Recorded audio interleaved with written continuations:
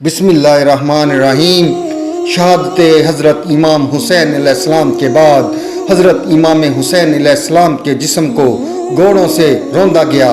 مورخ طبری اور شیخ طاؤس بیان کرتے ہیں کہ عمر بن سعد جو اس دن یزید کا کمانڈر تھا، اس نے رضاکاروں سے کہا کہ وہ اپنے گھوڑے حضرت امام حسین علیہ السلام کے جسم پر سرپٹ دوڑائیں۔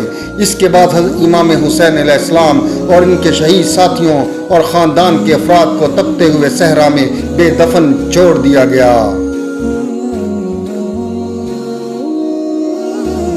یہیں سے حضرت امام حسین علیہ السلام کا امتحان ختم ہوتا ہے، لیکن ان کی بہن حضرت زینب سلام اللہ علیہا اور بیٹی حضرت سکینہ سلام اللہ علیہا اور حضرت امام سجاد علیہ السلام کا امتحان شروع ہوتا ہے۔ سلام یا امام حسین علیہ السلام۔